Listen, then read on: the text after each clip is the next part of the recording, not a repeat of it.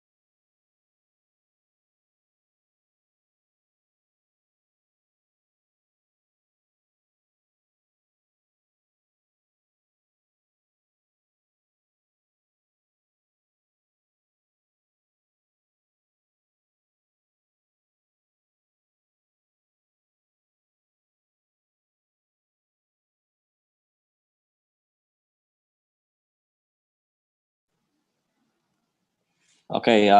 Good afternoon. Hi everyone. Welcome to the IAP Talks, the Indonesian Association of Planners Talks.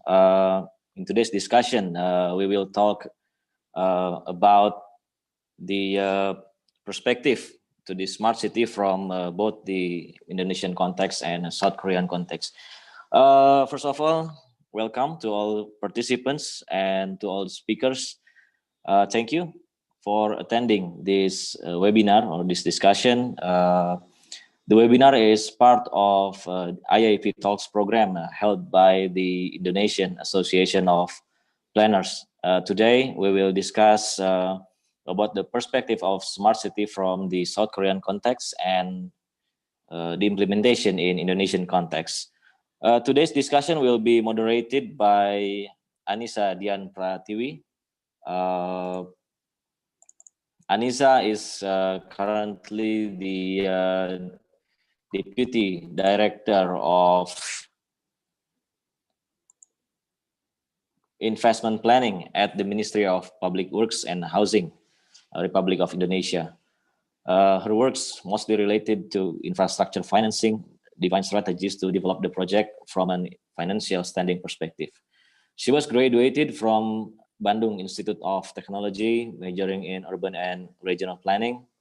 She obtained her master degree of economics in public finance from Syracuse University, US. In addition to her role at the ministry, she is currently serving as the head of International Affairs Department in Indonesian Association of Planners. So Anissa will introduce the presenter to all of you. So Anissa, the floor is yours. Please. Okay. Thank you, Dimas, for the introductions. Hi, I am Anissa. I'm going to be the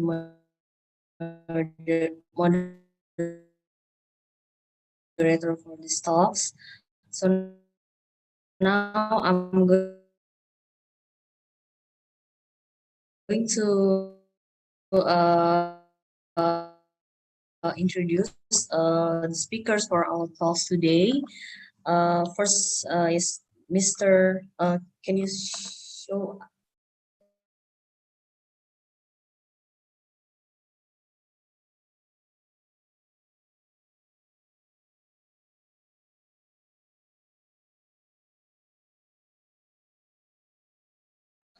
Hello, Anissa. Sorry, the connection is your sound. yeah. Okay. Yeah. Sorry, the connection is quite weak here. So the first speakers is Mr. Hyung Wook Choi.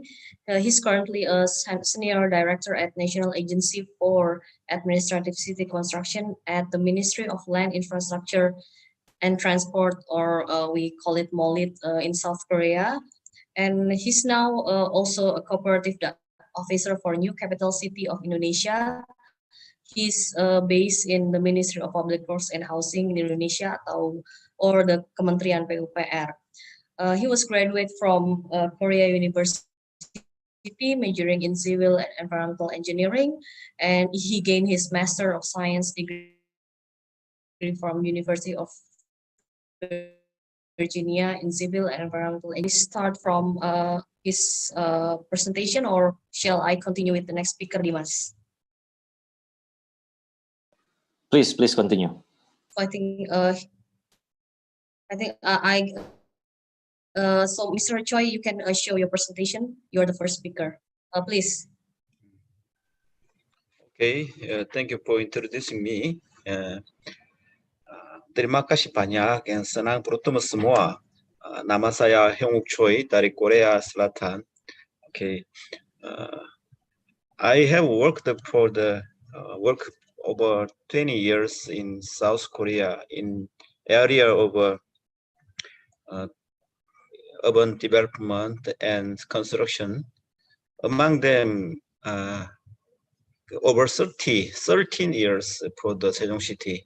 I accompanied the Sejong, the history of Sejong City. So today's presentation and my knowledge and experience can be helpful to your mega project.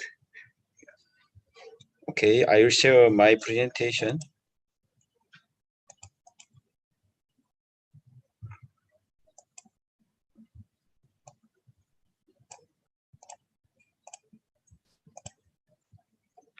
Yeah, I will talk about the Korean new administrative city Sejong in regard of the planning and design concept. First of all, I will introduce briefly about Sejong City. This project's target is promotion of our country's competitiveness and balanced development, and also the budget is 22.5 trillion won. It's same with 280 trillion rupiah, I think. So government paid 8.5 trillion won, and our project implement Korean Land and Housing Corporation pay 14 trillion won. And our city will be self-sufficient city with 500,000 population by 2030. We have a 3 stage of development. By the end of 2015, we had 150,000 population, and we are in the end of the year, the phase 2 stage. in the first stage, the city grow up with the government relocation, and in the second phase, we diversify the growth drivers, including government, public organization, and private sectors. After this year, we hope our city matured for itself. This is our site before construction near 2007. Most of area is mountain and hills and agricultural area and the rivers. And now, 2 years ago, our construction reached almost 70% of total development. This is government complex, and this is city hall. And this is for the government research institute. This is especially for the government complex location. And now, this area has 40 government offices and 15,000 government employees. Today, I introduce main concept, planning and design of this city. Most of people said smart city is implemented by ICT technology. However, I think smart city is can be succeeded by cooperation and network and some environmentally friendly and human-centered concept. So I want to share our main 5 concepts. First one is metropolitan cooperation, and second one is balanced development of city function and transit and pedestrian-centered city. Fourth, independent living community, and finally, consistent design concept.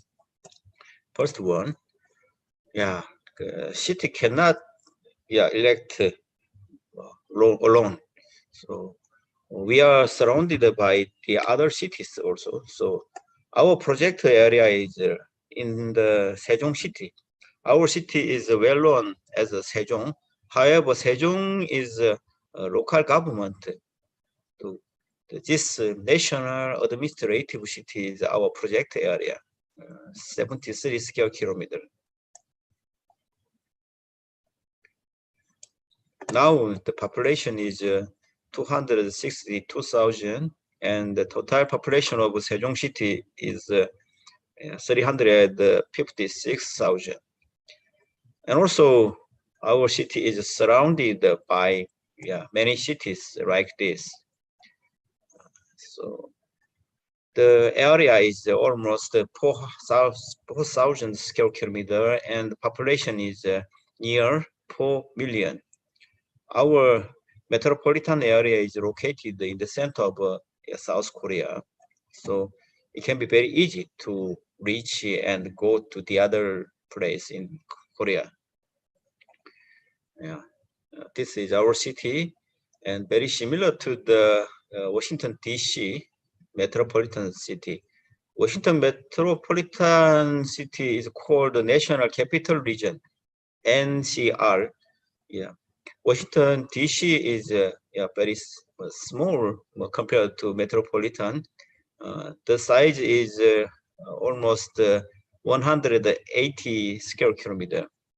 And then the total metropolitan area is, I think, I remember that 6,000 square kilometers.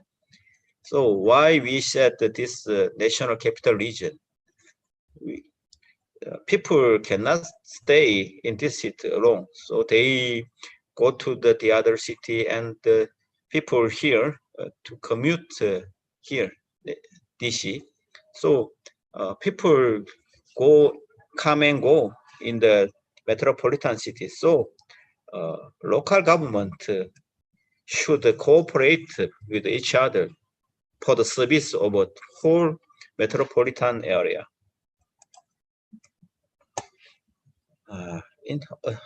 In addition, for the economic improvement, we consider the metropolitan cooperation.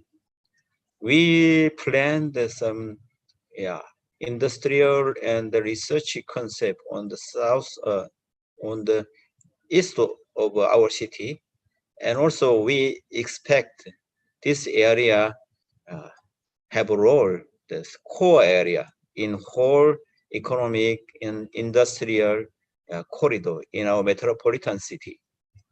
In this corridor, we have a very good industrial resources, national resources, like Osong, Biocomplex, and Dedok, IT and R&D special district. And also, our city has a very unique structure. We vacated this central area. Most of the city have this central area, crossing all of transportation, road and transit, rail, and so on. So, however, we vacated this center. So, and also we distribute main function of this city, along the this BRT transit corridor. Our target of this city development is a balanced development of our country. So the target is symbolized in this structure of urban city. So we don't have a center area, which is center whole function of city. We distributed. This is very unique and symbolic structure of this city.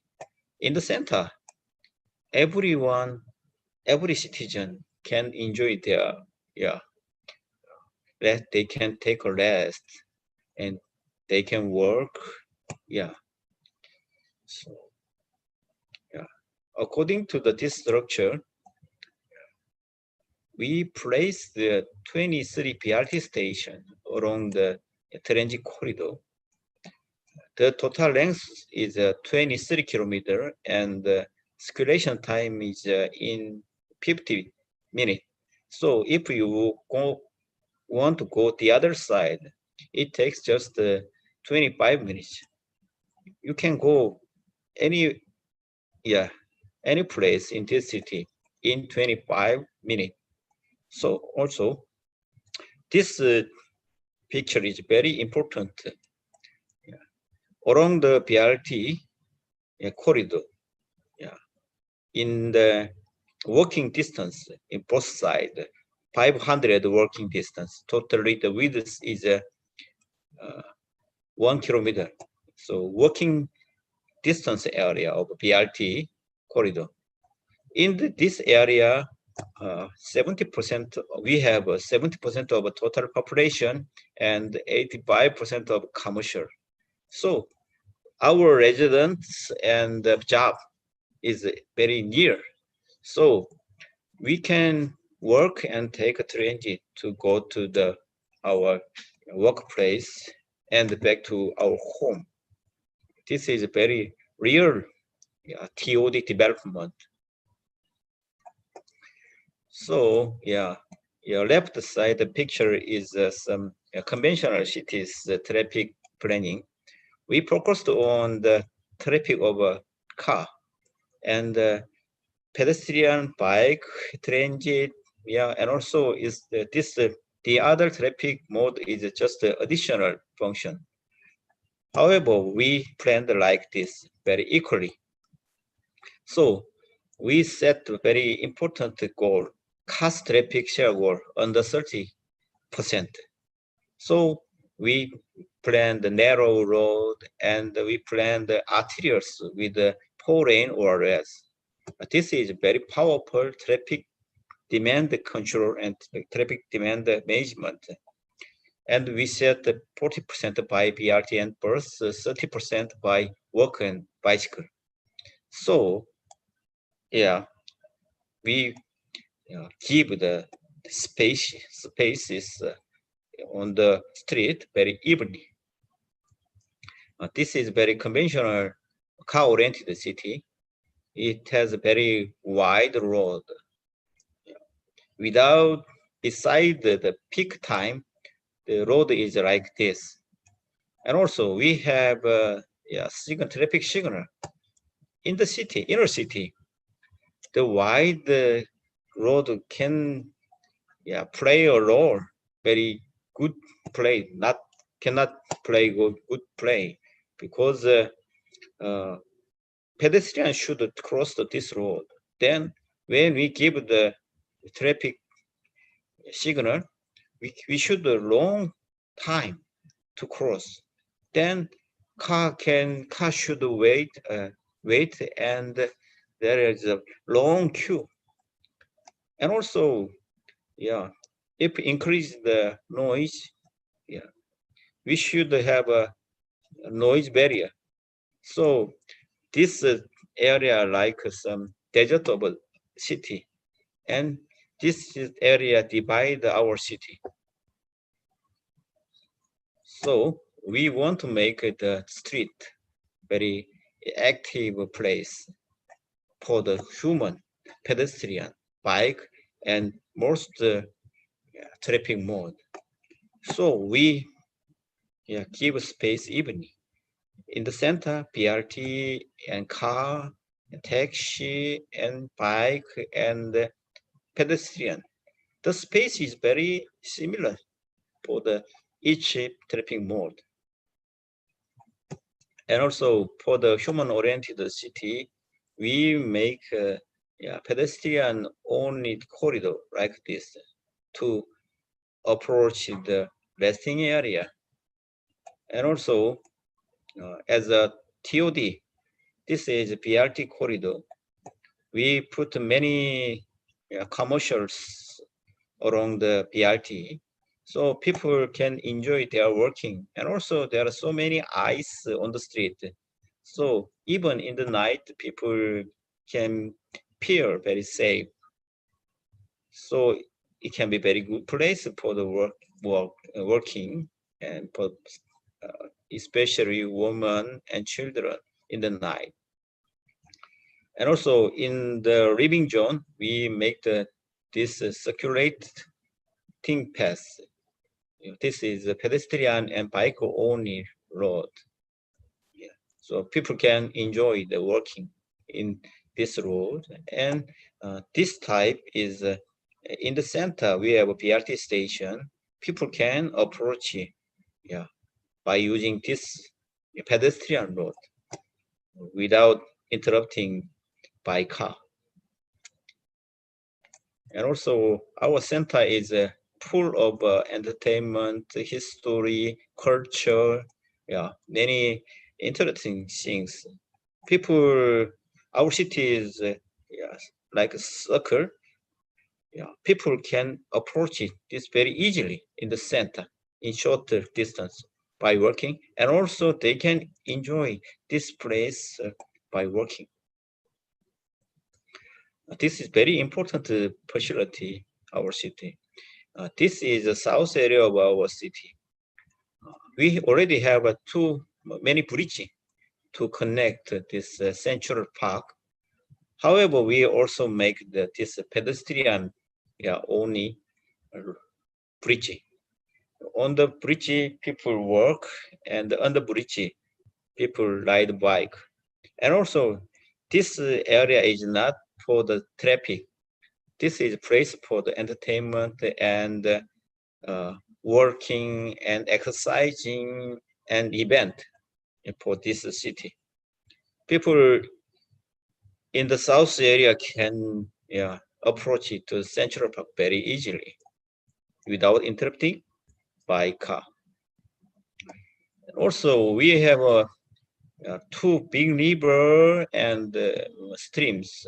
It is a very good resources for the pedestrian and bike ride.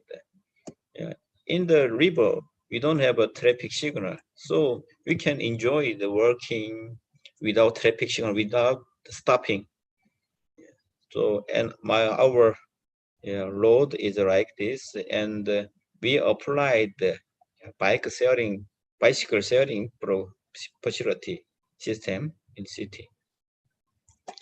Yeah, our bicycle road is very good and have enough facility compared to very good cities in Europe, like Copenhagen.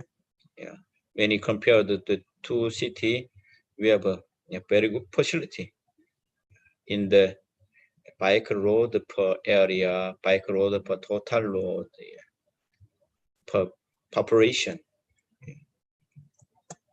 This is a pedestrian way and bike way in the city, river, big river, and in the stream, like this. Even on the bridge, we have very wide space, and on the bridge, we can enjoy the bike and taking rest. And also on the highway connecting surrounding city, the length is 8.8 kilometer.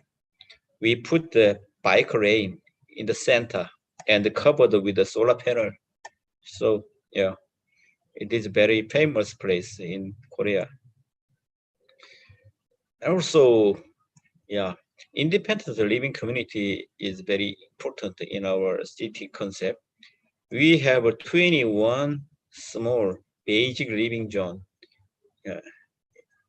So this is very independent in living life. Yeah. It has many good public facilities, commercial, firefighters office, police office, elementary school, kindergarten, park. Yeah, many facilities in the center, and residence is surrounding this center, so people can work to their basic living. So most of the basic living traffic demand can be observed to working and bicycle. And also most of parking lot is implemented on the ground. So yeah, on ground is for the human and bike riding. Yeah, this is an example of our basic living zone.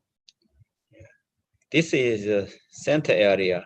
We have a kindergarten, elementary school, middle school, high school, and then community center.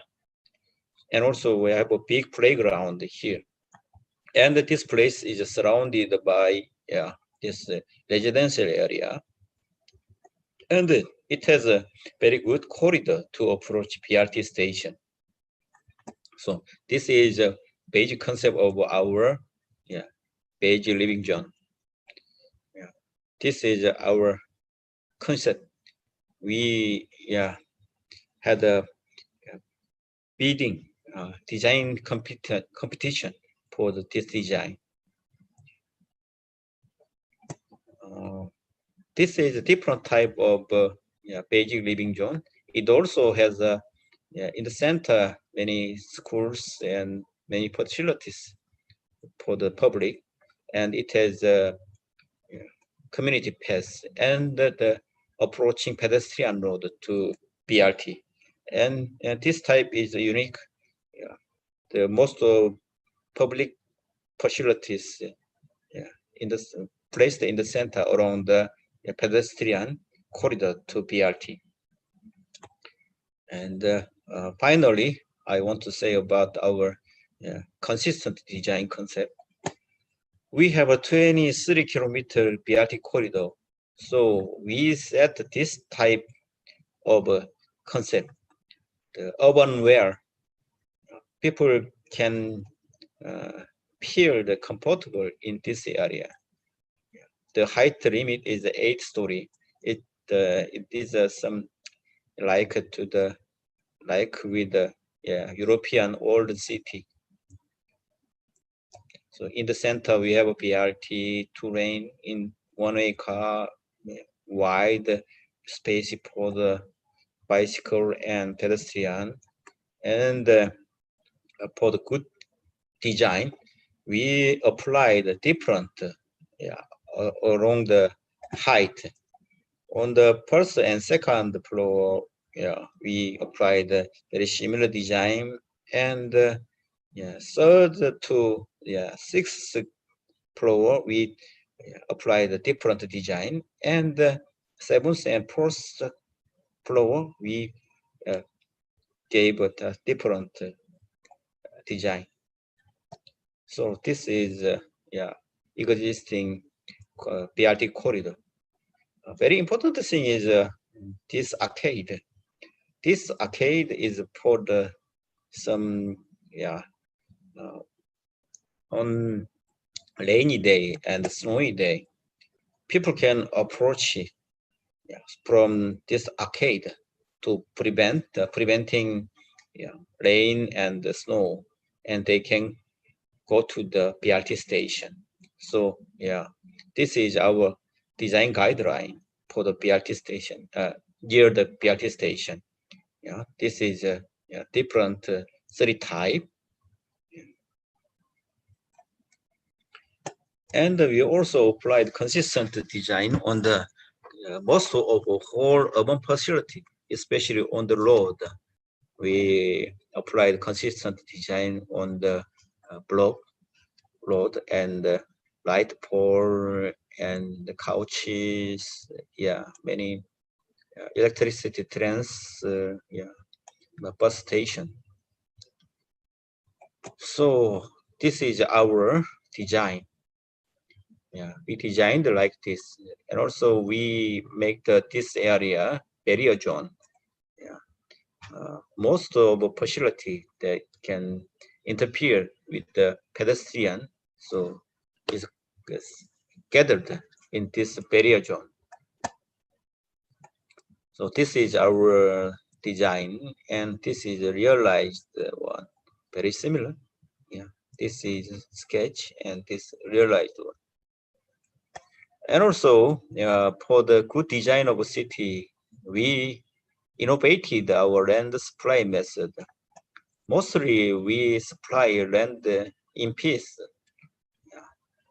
and with the price bidding regarding commercial area.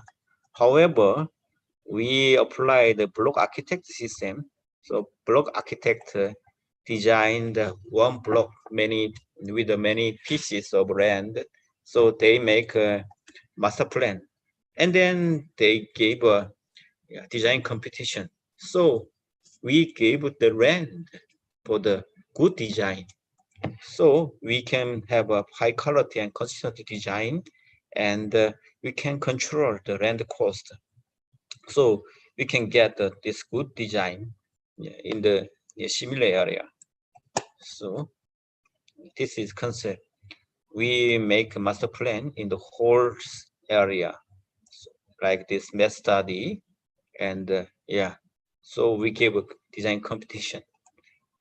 This is also a very similar case. This is 1.4 kilometer long commercial area. So we make a very similar design concept and give a design competition. It is very also applied to the high density residential area. This is very conventional method in piece. However, we make a whole master plan this city, so we can make this community path. We can give a guideline for the design competition, so people can enjoy this pedestrian road. The design evolved like this. This is very rectangular size. However, in this region, we follow our topography, and so our city's high density residence design is like that. And also on the low density residential area, we made the master plan on the region like this. This is very conventional, traditional. However, we make some community space, between landed housing, so people can build some village in old town. And also, yeah, we gave a design competition most over our infrastructure. So this is bridging. Yeah, all bridge is different and good design. And also, yeah, important public building have a good design like this. Okay, thank you. Thank you very much for listening for a long time.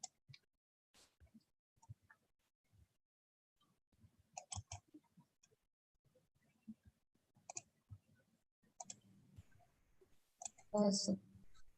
Thank you, Mr. Choi, for the interesting presentation. So you presented the urban structure of Sejong City, which consists of 6 major functions. And also you presented the BRT and TOD along the BRT line with the circulation time in 50 minutes, which is very interesting. And also I saw you present the pedestrian bridge and bicycle network on river streams bridge. And also the most important is you implement the consistency from design of infrastructure and public facilities turn into reality. So thank you, Mr. Choi. So we're coming to the second speaker. He's Mr. Hyup Yoon. He's currently General Manager at Korea Land and Housing Corporations. And in addition to his role in LH, he's also a cooperative officer for New Capital City of Indonesia based in Ministry of Public Works and Housing of Indonesia, Kementerian PUPR.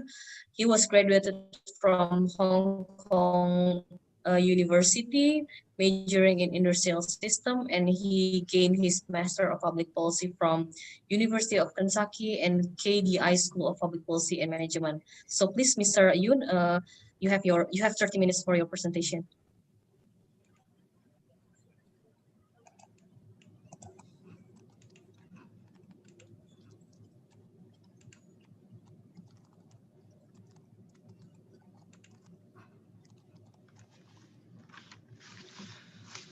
Good afternoon, everyone. Can you hear me? Okay. Good afternoon, everyone. Thank you very much for having me today. And my name is Hyup Yoon from Korea Land and Housing Corporation. And I have been dispatched to the Indonesian Ministry of Public Works and Housing since this February. And now I am working for the task force of the infrastructure development of national new capital city of Indonesia. Today, I want to briefly introduce Korea Land and Housing Corporation, LH, and how LH make a new city, administrative city, Sejong. And I want to my friends. And today's topic is like this. The contents are the first one is LH and business model, and second is administrative city overview, and the third one is brief history by pictures, and planning process and development process and infrastructure provided by LH. The first one is LH and business model. So basically, Korea Land and Housing Corporation (LH) is a real estate developer. So LH was established to contribute to national economic development by improving the quality of life and the efficient utilization of land. And our main business is acquisition of land and development and stockpiling and supply of land, housing construction and housing supply and housing maintenance and housing welfare for the poor, and the urban development and urban regeneration, land banking, and inter-Korean economic cooperation projects like what I did in Indonesia for the new capital city of Indonesia, and overseas projects. And our total employees almost 10,000. And when it comes to the organization, we have 8 divisions in headquarters and 12 regional headquarters. Basically, Korea Land and Housing Corporation is the second largest state-owned company. And so when it comes to the financial status, total asset is 150 billion US dollars and liabilities almost 110 billion US dollars. And total equity is 40 billion US dollars, which is mainly from central government. And 2019 fiscal year, so we achieved a revenue of 7.3 billion US dollars, and gross profit is 1.2 billion US dollars, and net income is 0.8 billion US dollars. So we have transferred 0.4 billion US dollars to the central government as a dividend. This is our major business. We have 3 categories of business field, like housing, city, and industrial complexes. For the housing section, we have built 2.8 million units so far, and we have developed 647 square kilometers for land development, and we have developed 110 square kilometers for the balanced regional development. And when it comes to the industrial and logistics complex, we have developed 310 square kilometers, and we have carried out 112 projects. So in short, LH have supplied 15% of total housing supply in South Korea, and have developed 1.7 times the size of Seoul. Yes, this slide shows the basic concept of our business model. The first one is invest first and return later, and the second one is invest again with returns. And every project has 3 main stages. So the first one is prepare, and next one is invest, and third one is return. At the first stage of prepare, LH plan and design the project. And the second stage of invest, we put a lot of money to the project by acquiring land and constructing the basic infrastructure such as clean water and the road and the waste water. And so the last stage is return. At this stage, we can get a lot of money from the real estate market by selling our developed land. And the next concept is invest again with returns. So with these returns, LH can invest again to another project, which is even the urban development and housing development and industrial complex. And second one is administrative city overview. Mr. Che have already explained about this, but I want to briefly remind you. This project is to promote balanced development and competitiveness of nation, and the total budget is 19 billion US dollars, which consists of $7 billion for the government and $12 billion for LH. And the target year is 2030, and our target population is 500,000. So the project have to follow the phased development like this.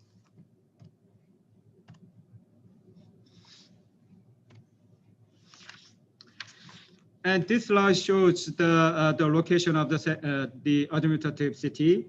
So as you can see, the location of Sejong is in the center of the South Korea. So this leverage of location can allow people to access to the administrative city within 2 hours by Korea Train Express.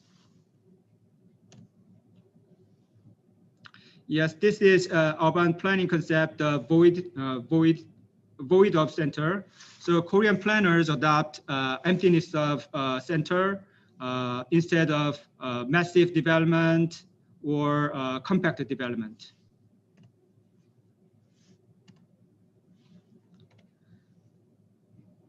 And this is urban structures. The main concept is the void area for the open space in center. And the second one is two ring shape of BRT and outer ring road. And so the city functions is allocated along to this ring, by which is central administration, culture and international exchange, local administration, and university research and medical welfare, and the last one is high-tech industry. So as of now, 42 government bodies and 15,000 employees and their families have relocated to the administrative city right now. And so the total population is 260,000 population is achieved right now, and we have already provided 110,000 units. Housing units have already provided, and we have maybe 97,000 units is already completed, and the people moved in and they live. And this is brief history by pictures. As you can see, the before construction, the project area is conventional countryside of South Korea, and this is the central area for the previous previous year. So, and this shows the process of the construction by pictures.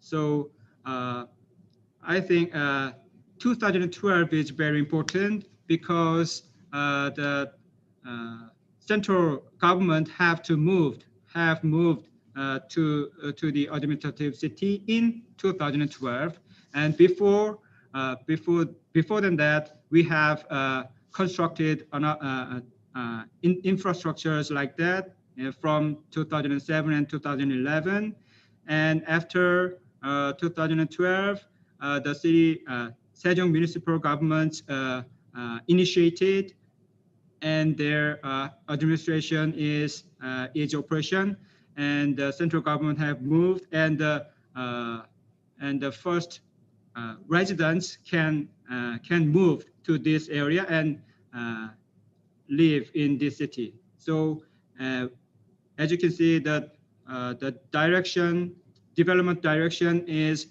first to the south, and the next is to the east, and again to the north. So I think that in 2025, the whole area will be developing or already developed. And this is the shape of the construction, and so you can see how the city grows.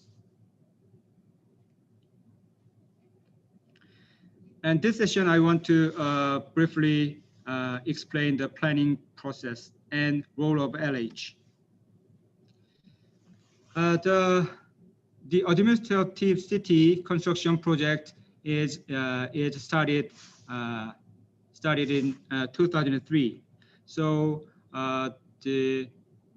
after the former president, Mr. No, wants to kick off this project, the first thing the president have done is to make organization, which is Presidential Committee for Administrative Capital Relocation, and this organization controls the government body of Ministry of Land, Infrastructure, and Melalui, and National Agency for Administrative City Construction, and the public implementer.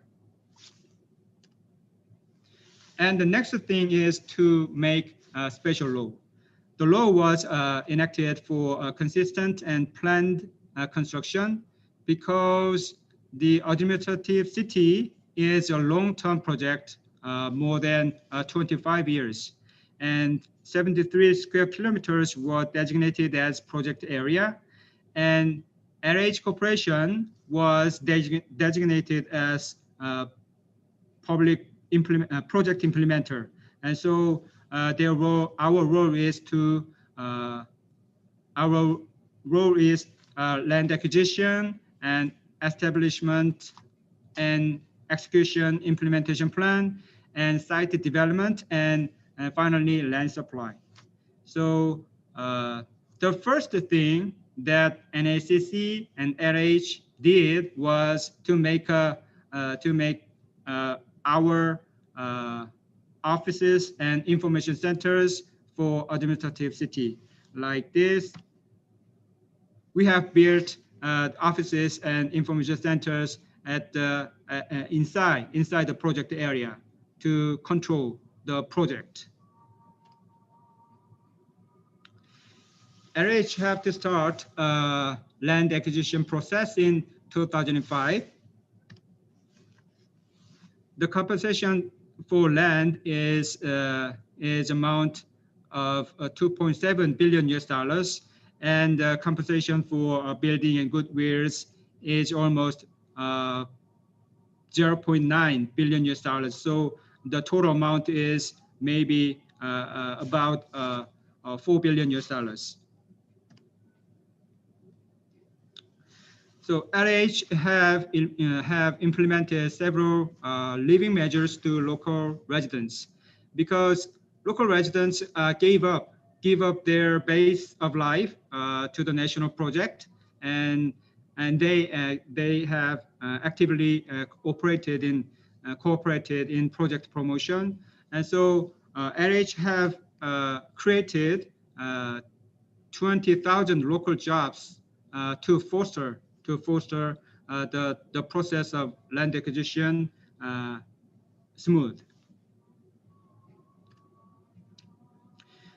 This is the picture. This is the broadcasting pictures for the process of land acquisition. At first, the conflict was expected, but at last the total process of land acquisition is smoothly achieved. So LH employee of LH have contracted with the landowner in person. Yes, this is the plan part. So for the administrative city, we have 3 basic plans, such as basic construction plan, and the next one is development plan, and the third one is implementation plan. The first one is basic construction plan by Melalui, and the purpose is to establish basic principles for the construction direction of large scale and long-term projects, and it contains 8 important plans, but I want to explain the most important thing is the second and 8. And second one is basic design of population allocation and land use. As when it comes to the urban development, the population is all about. Population defines everything. Population defines the capacity of every infrastructure, such as roads and water supply and waste management system, so something like that. So population is very important. So, and the next one is this plan is to be the guidelines for establishing the next development plan.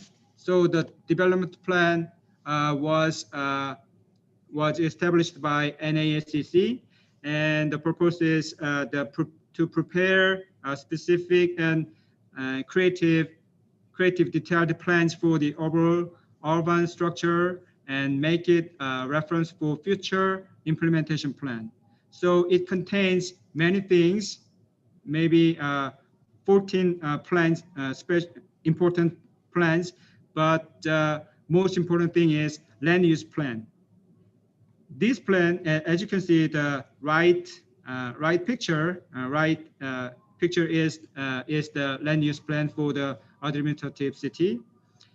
It defines which area need to be developed and which area need to be conserved.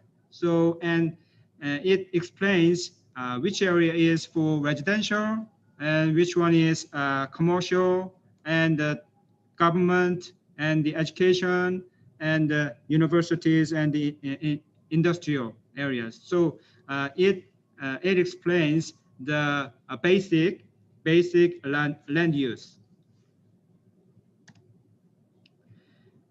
And the next important thing is the stage development plan for the implementation period. And like this, we LH have been realizing this plan, this stage development plan like this. We follow the phase 1 and phase 2, and I think we can achieve the phase 2. The target year is 2020, and we can follow the next step for the phase 3. The third plan is implementation plan by LH. This is simply to prepare plans to start construction. So it contains about the construction plans, and so the plans to install a major infrastructure such as roads, water supply, and sewage like this. We can draw the construction floor plan like this on the right. And the next important thing is the district unit plan. District unit plan is so special because it defines many things. So every stakeholders like public companies, private companies, for private developers, and people who want to make their own house in this city. So it defines everything. So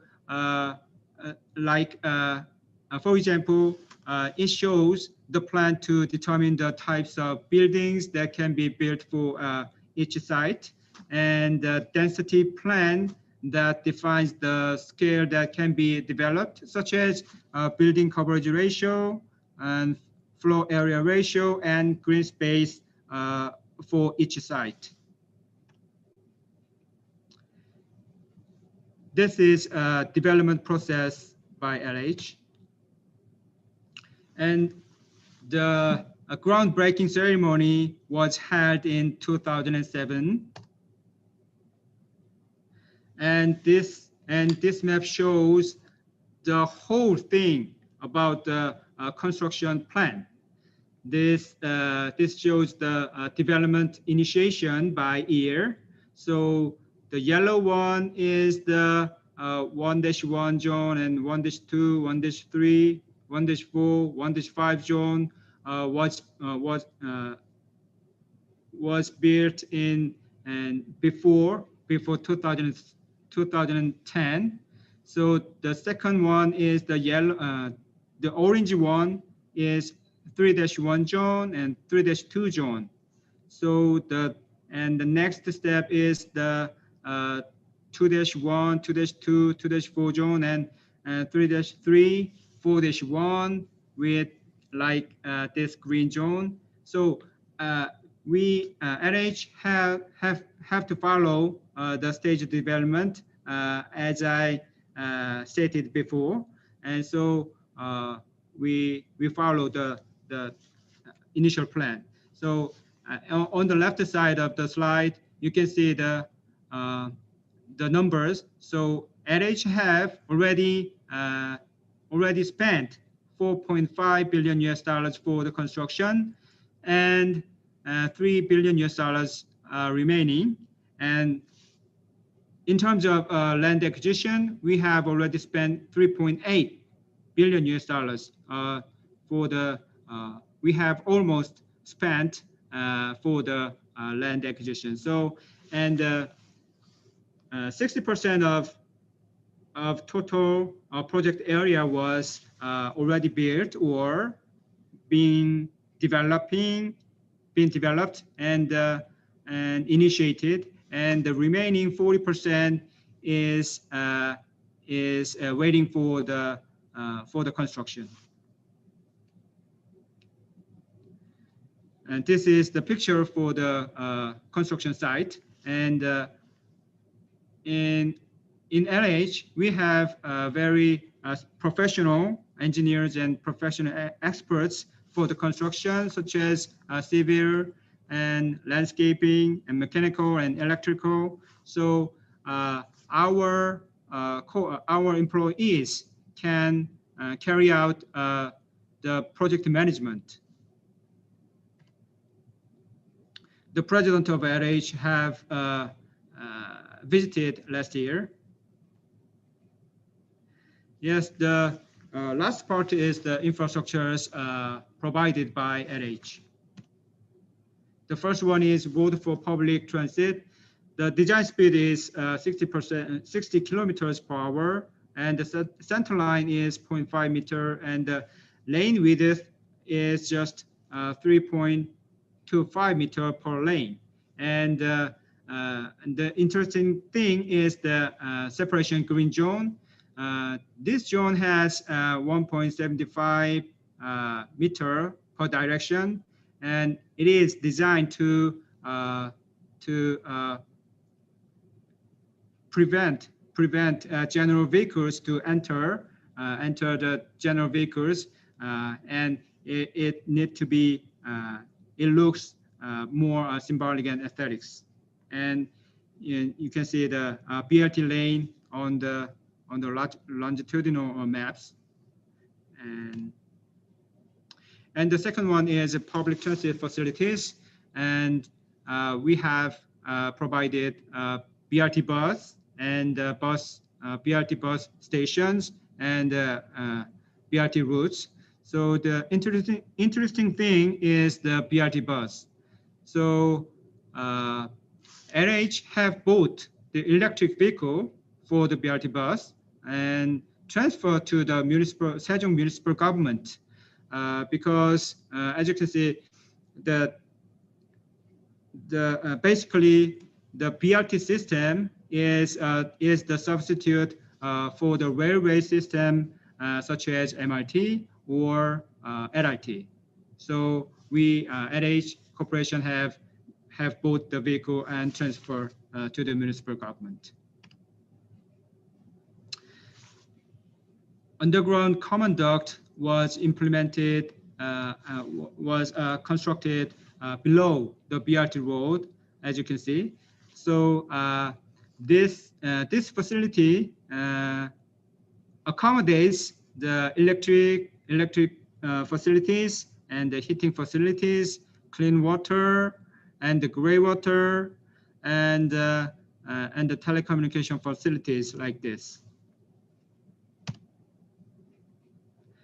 And LH built all kinds of bridges, like extra doors and cable stayed bridge and the arch bridge and cable stayed plus pre-stressed concrete bridge.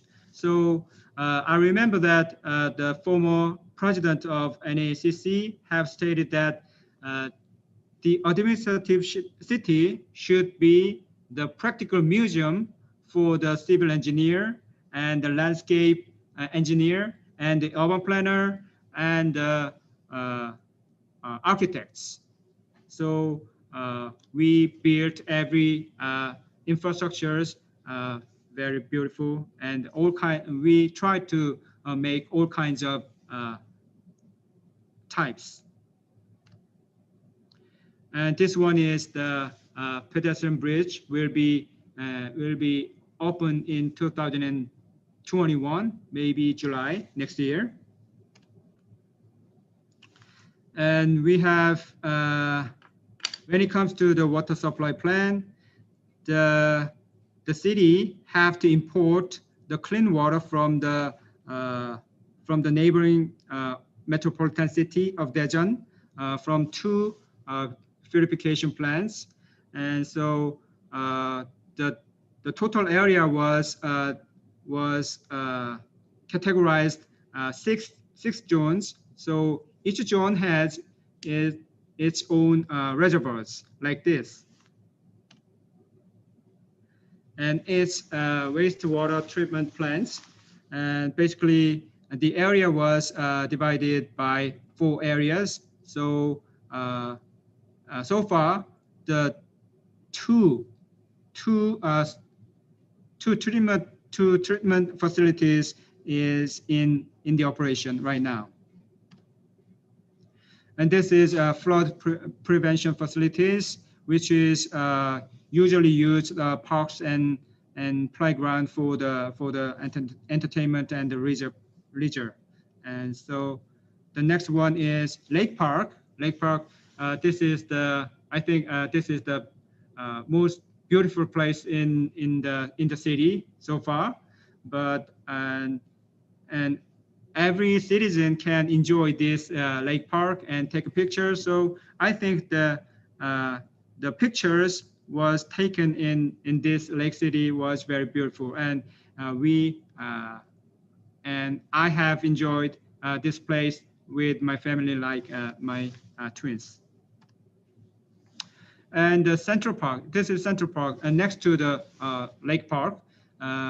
The Central Park is already open on this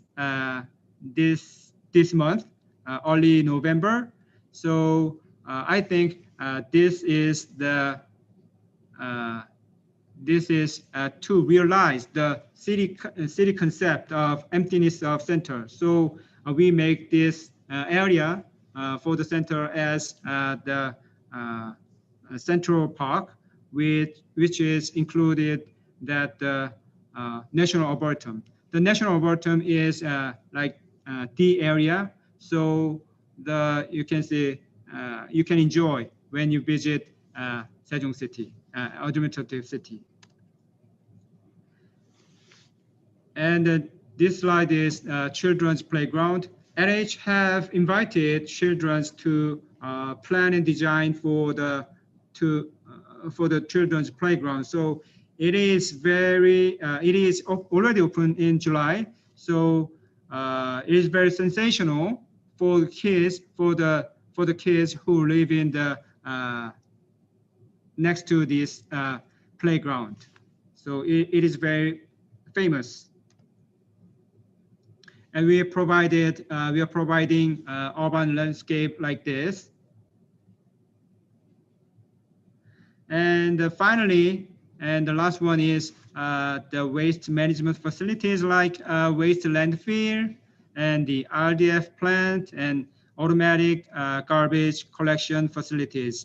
So automatic garbage collection facilities was allocated, distributed whole around the project area to catch the garbages very easily and clean way.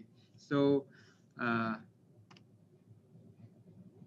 yes, thank you very much for listening to my presentation. And actually, I'm working for the LH Corporation for 16 years as urban planners and transportation planners. So so I can share my experience with you, like honorable friends like you. So thank you very much. Thank you very much, Mr. Yun, for the interesting presentation. So LH is a state-owned enterprise under Ministry of Land, Infrastructure and Transportation in South Korea. So their role in Sejong City is the preparation of land acquisition, initiation of land acquisition, the resident support measures, establishment of basic construction plan, development plan, and the establishment of implementation plan. So they also play a role in construction project management and the provision of public infrastructure. So thank you so much, Mr. Yoon. So the next speaker will be Mr. Chai Wok Lim. He's the Deputy Director in National Agency for Administrative Civil Construction under Ministry of Land, Infrastructure and Transports. And in addition to his role in MOLIT, he's also a cooperative officer for a new capital city of Indonesia based in the Ministry of Public Works and Housing of Indonesia, or Kementerian PUPR. He was graduated from Yonsei University, majoring in architectural engineering. So please, Mr. Lim, this is your turn. You have 20 minutes. Thank you. Nice to meet you. My name is Chae Lim. I'm from Korea today. I'm gonna give you a present about concept of Korean new government complex. I think the main function of administrative city is government function. So this concept will be very important for our urban structure and planning.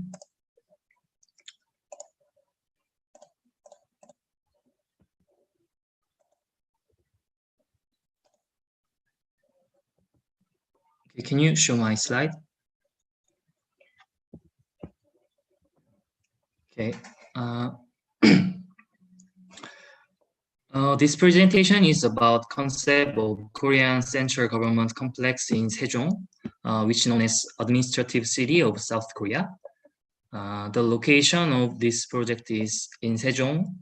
The target of project is relocation central government agencies in 3 stages from 2012 to 2014.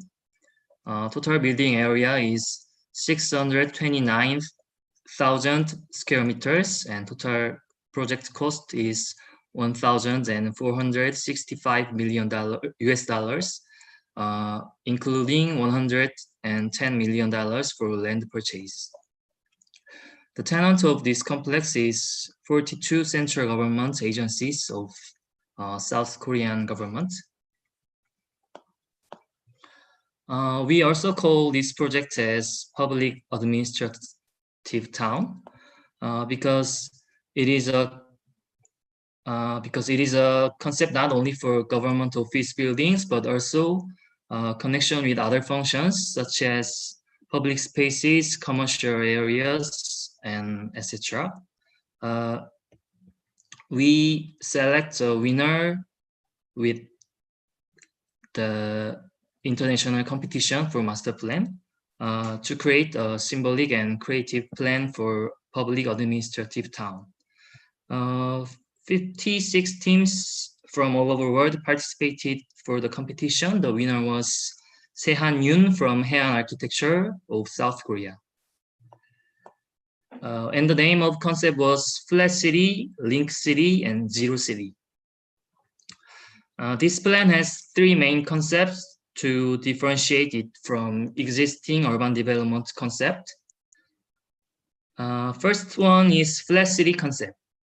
It aims to develop a flat city rather than vertical developed city with high density, and is for emphasizing the democracy of the new city of Korea in 21st century. It means this concept aims to avoid developing an authoritative government building and to create the symbolic public space which can be used by everyone who wants to enjoy the place. This diagram shows 3 planes, iconic plane and landscape plane and ground plane. The ground plane is the lower one, which has eco-friendly water path, road, pedestrian ways and some green spaces. And the iconic plane is in higher place, like roof of buildings.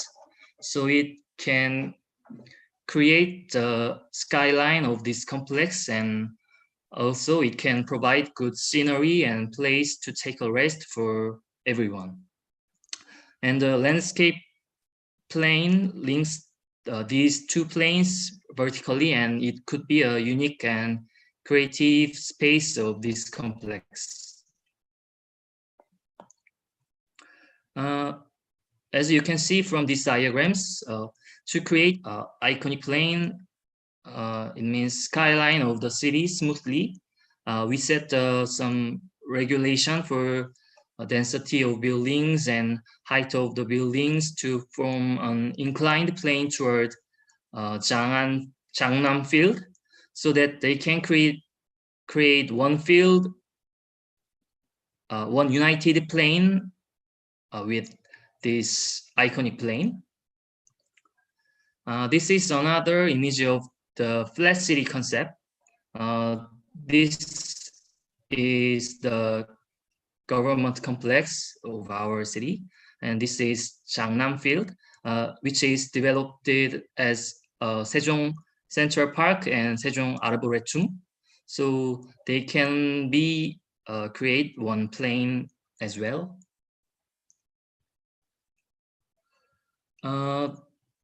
As an element of this concept, we built a rooftop garden on our government complex. And also, it's one of the biggest features of our government complex.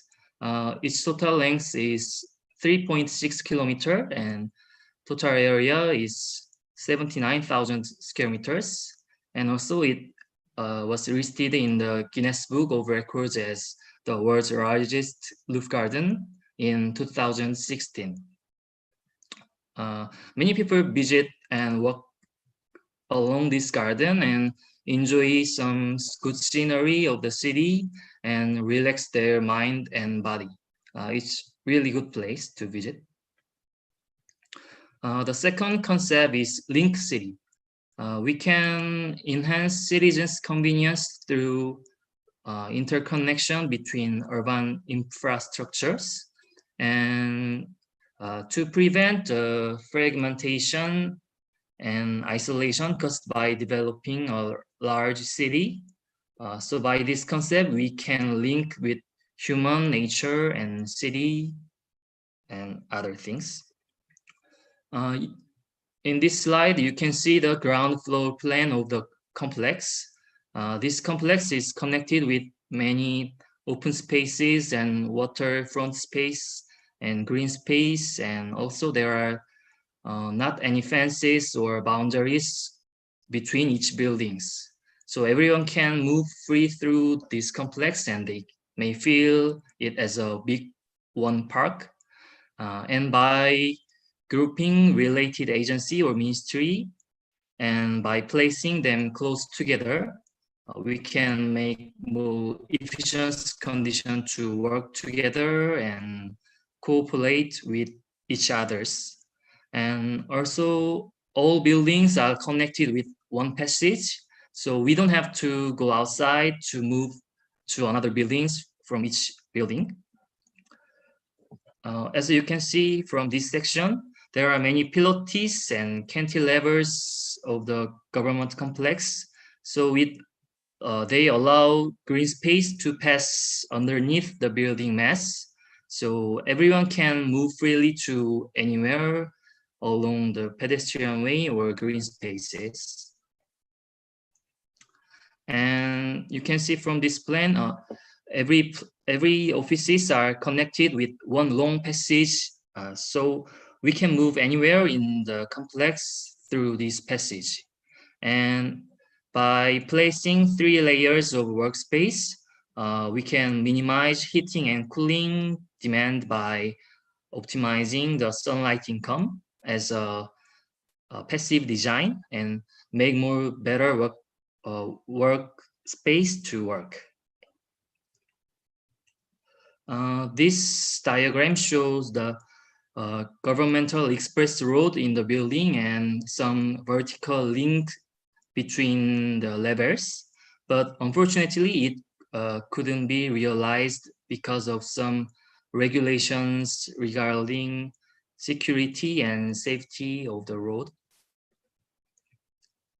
And by making various facades by materials and patterns of the buildings, we can help people to notice where they are now, and they can distinguish what building it is. So by the previous ideas, we can make this concept image. And the last concept is Zero City. With many eco-friendly technology and sustainable technology and facilities, we can operate the system as a sustainable system. With green roof garden, we can reduce the radiant heat from sunlight to building, and also we can purify the air and rainwater to building. So it can be helpful to from self-purification system of its own system. And with a small river park surrounding the complex, we can control microclimate effectively and provide to some enjoyable places to people. And by using some reusable material, we can reduce long-term environmental impact by development. And this concept is the floating island can provide variety programs to people. You can see this picture now in Sejong Lake Park. There are many programs to provide enjoyment to citizens and allow them to enjoy natural environment in the city. After our master plan was made through some design process for each development unit, construction government complex Sejong started in 2008 first, and from 2012, when the first phase of construction was completed, until now, 42 organizations and 21,000 public officers are already moved to Sejong. Sejong City is still under construction now. So as the main function of city is public administrative town, should continue to change and develop with growth of the city. So there are many residential buildings and commercial buildings and some green spaces around the government complex.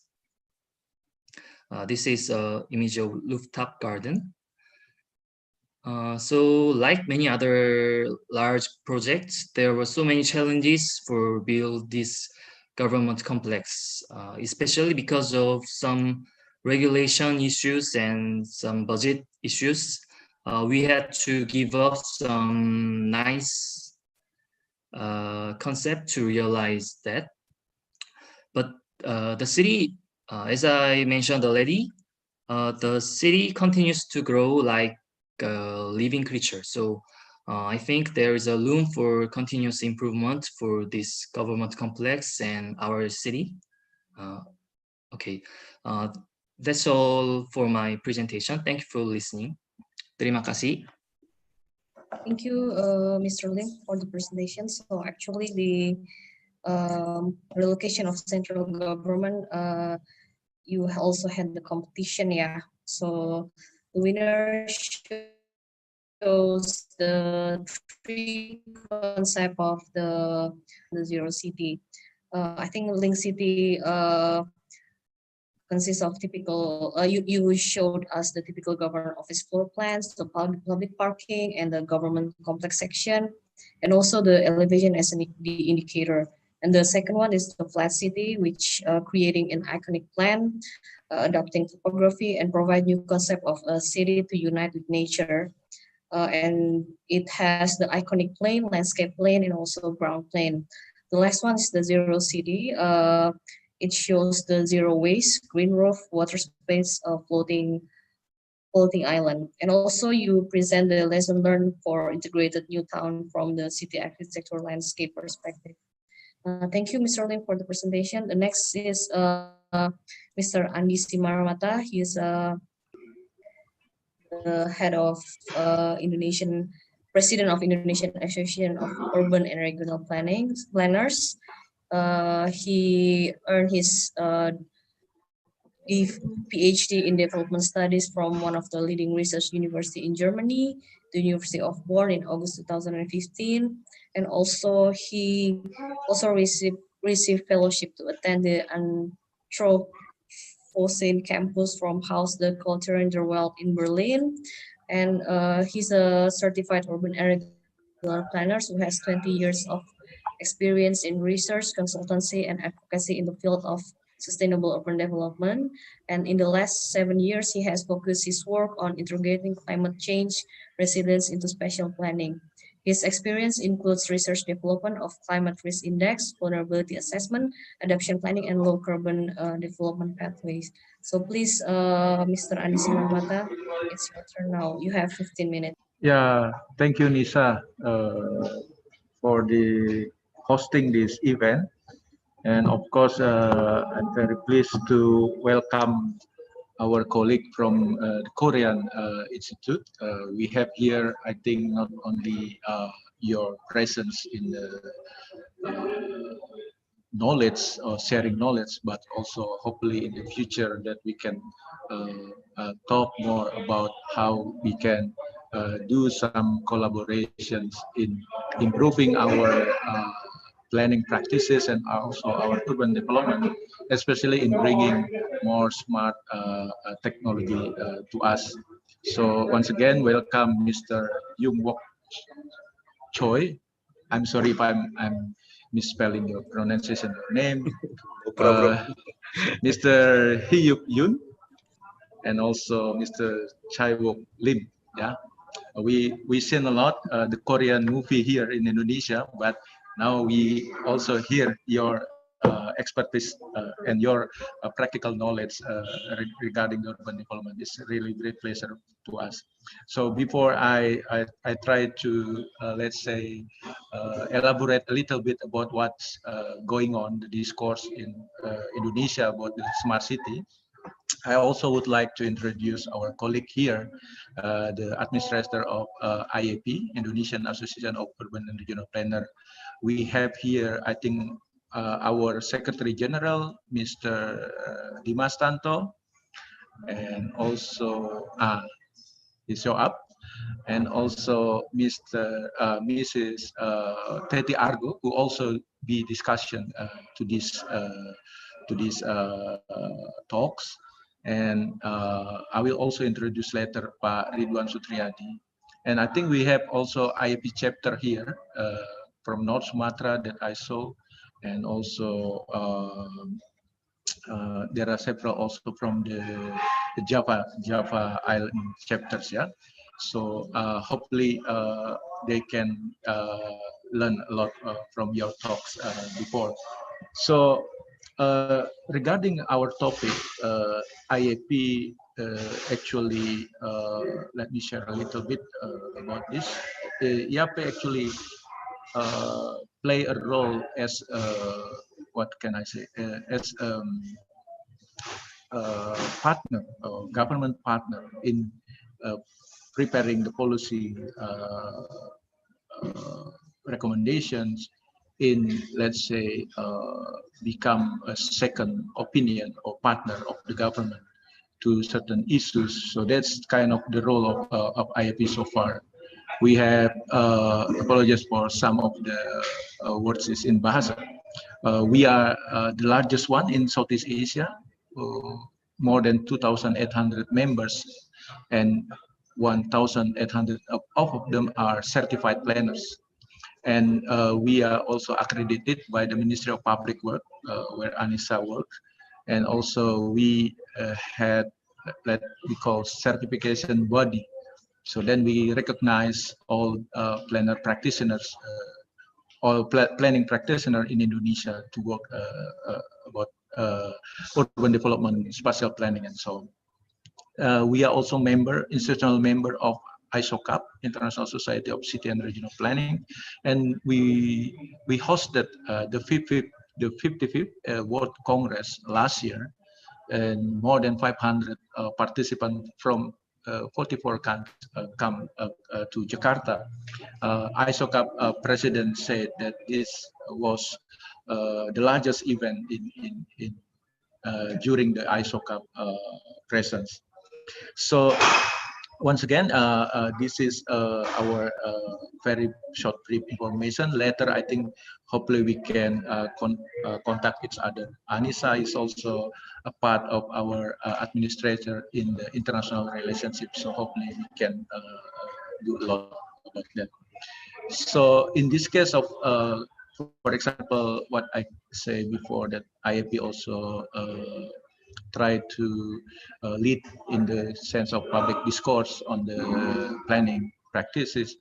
Regarding the response to COVID-19, for example, we also release our new book that we call Planning for Health Resilient System. So we argue that we cannot talk only for urban health or healthy cities, but more than that, we need to prepare our cities to be more resilient. So then we propose the concept of health resilient system. Unfortunately in Bahasa, so then later I think the extended summary or executive summary can be provided in English. For our new omnibus law, I think you have also heard about that. We also produced our opinion on that law, and then we are now in progressing the implementing regulation of this omnibus. So that's kind of our role. So in our understanding, post 2020, I think we will have adapted our planning practices a lot, yeah? And that's require more and more engagement with the global community, and one of them I think is your institution and yourself. This is that I want introduce this theme that we call digital planning tools. So we develop a kind of how we deal with the big data, for example, and then how we try to have more intensive collaboration with our GIS specialists, with our data scientists, so then we can extract more and more useful and insightful data for our planning practices. Yeah, this image, this book we just released it that we call Millennial Insight. So we are trying to do small study about millennial perception on 8 indicators of smart cities in the imaginary of new capital. So then we assume that the young generation or millennial generation will be the one who dominate the citizen or the population of the new capital. So we eager to know how they perceive about the imagination of the new capital. And this book just released. Hopefully we can hand over it to Bapenas in this end of this month. So we use the 8 indicator of the smart cities, and then hopefully it can, let's say, provide inputs for that. So to strengthen this, maybe I can invite Pak Ridwan to say 3-5 minutes about this. I think it's also useful for our colleague from Korea to understand about this publication. Pak Ridwan, please. Thank you very much, Pak Andi. My name is Ridwan. I'm concerned with the division of digital planning tools, and maybe I will use mine because I also add keywords, some keywords. Or Pak Dimas, the one in Dimas, the updated one, Pak Dimas. only one presentation. This Okay. is the second page. Yeah, here it is. For the last, during the pandemic, we are coordinating several webinars, which is related to how to develop digital planning tools, which is also can be seen as an opportunity for Indonesian Association of Planner and the Korean for collaboration. The yellow is in the schedule, our schedules, and then the red one, those are the keywords from those issues, which is we are discussing 7 times. And then maybe next month, at the beginning of the month of December, we would like to publish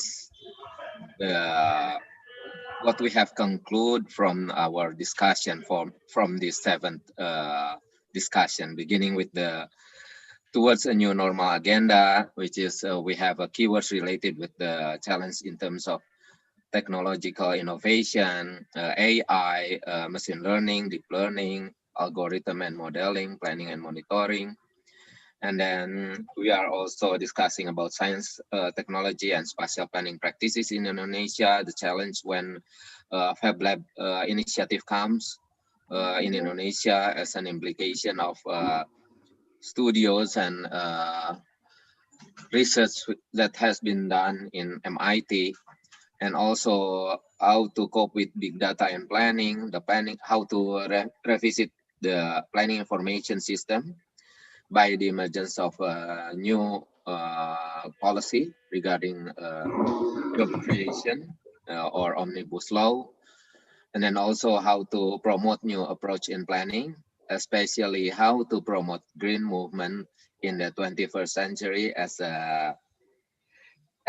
an implication or as an adaptation from new urban agenda and sustainable development goals. And also we are talking about data analytics for planning and the consequence of mobility and stability between urban development and rural development.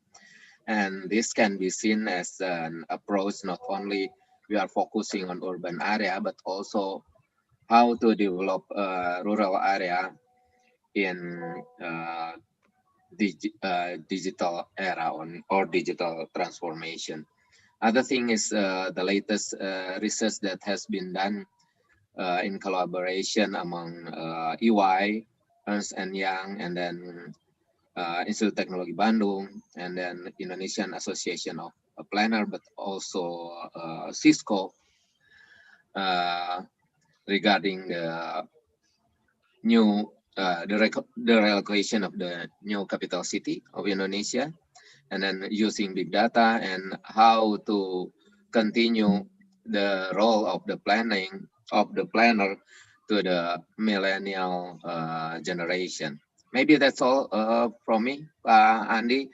And then maybe in the future, in the next month or next year, we'd like to very glad to promote collaboration, especially related with those red font in this promising future collaboration. Maybe. Thank you very much. Warm regard. Yeah, thank you, Pak Ridwan, for the short brief about our what we are working on this issue. So back to our topic now. I think what we are can take some lesson from what you're just saying is about the governance that I think that at the first has already mentioned before that it's really important to manage the urbanization. Yeah, I think the presentation from Mr. Lim is really important also to have more. I'm not saying it's about the authority, but it's more on how we can attract the investment to our investor and investment to our future cities or smart Newton development. And also this is interesting also part that Sejong case, yeah, how then the size of the city expand tremendously, and it really also our problem in Jakarta, but also not only in Jakarta, but also in many big cities in Indonesia. We are, I think, 2 steps behind in the very fast urbanization, more on lack of infrastructures and also lack of the environmental warning, yeah, about whether this capacity is already overshooting or not. So that's the issue. So that's why in this afternoon, I'm trying just to promote what we are going to do and what we have done so far. We call it measuring our livable cities by using the digital technology. So if I may just to use my 5 minutes to introduce that we call MLCI, Most Livable City Index, IAP. So this is also an example how we can use the advancement of the digital technology to our survey. Why I think we need this digital-based perceived index, like you mentioned before in your presentation, that the citizen really needs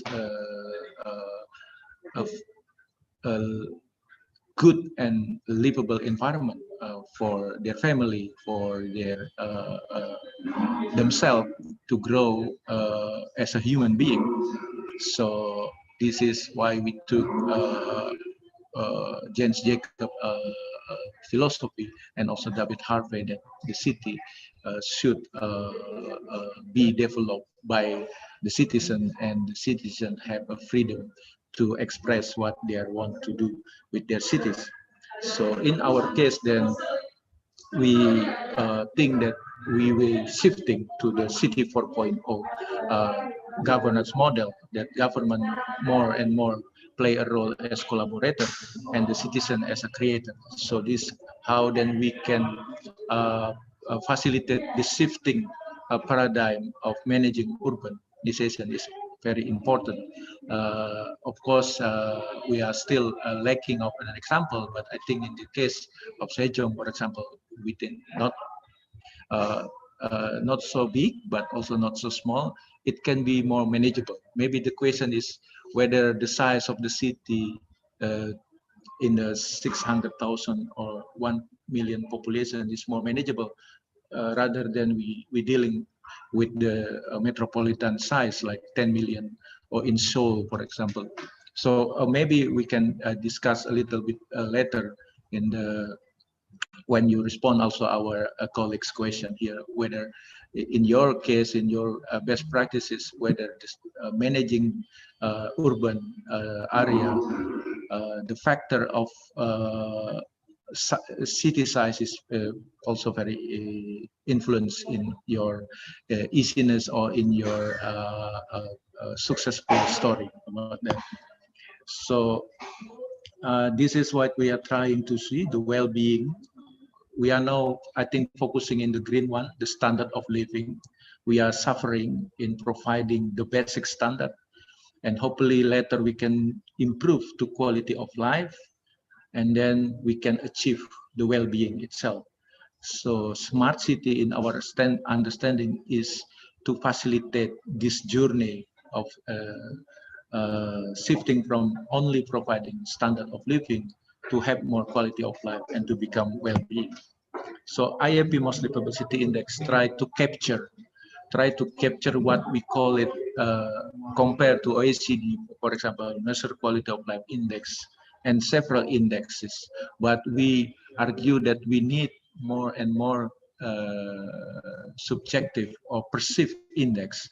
So then we can measure what the citizen needs to, or what citizen expect to their city by their own, not only to compare, but only for their own cities, because we assume that the bigger city size is not guaranteeing the welfare of the citizen.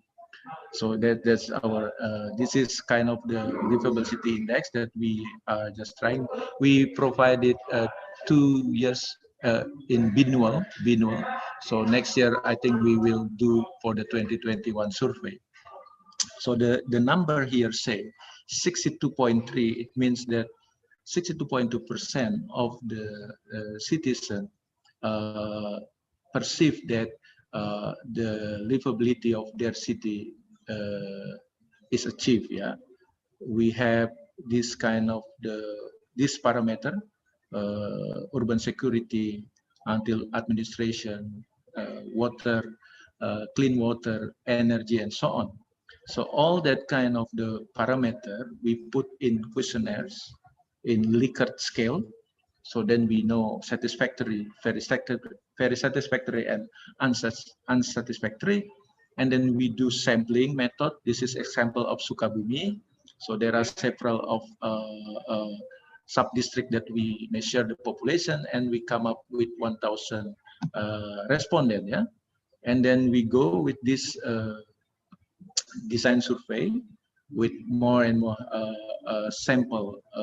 We are usually do the simulation first at the city, and then we come with the cell phone or web-based. So then the people can fill the questionnaire, and then we can come up very fast about the calculation itself. And then we verify to control whether the data is garbage or not, whether the data is valid or not.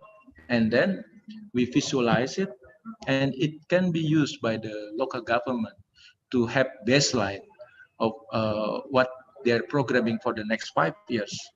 And we also have geotagging for the sampling.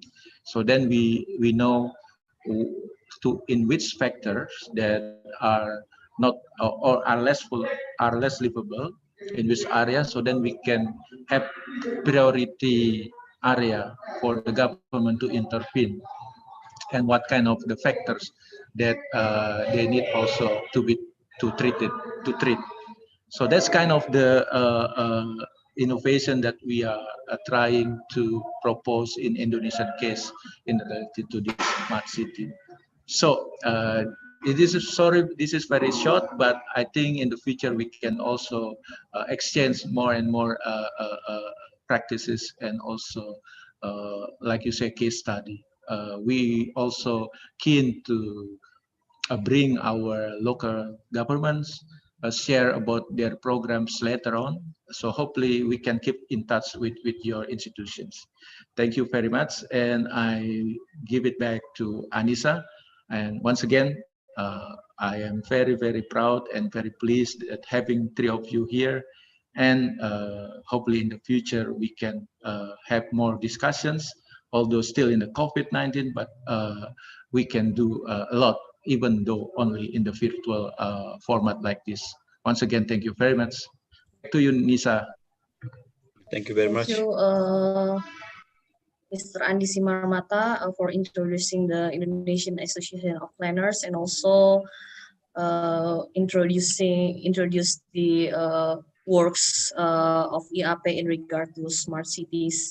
And we have the next agenda, which is the discussion for Ibu Mrs. Teti Armiati Argo. Dr. Argo is currently a lecturer in Bandung Institute of Technology, or ITB. She is a part in community development, planning theory, and urban governance. And she was a graduate from ITB, majoring in urban and regional planning. She obtained her master's degrees from York University, Canada, and a doctoral degree from the University of British Columbia, Canada. And she's also the head of Innovation Center at the Indonesian Association of Urban and Regional Planners.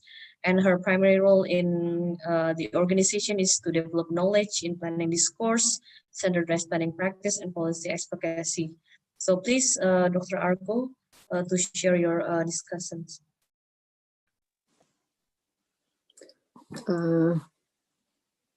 Thank you, Anissa. As a moderator, I will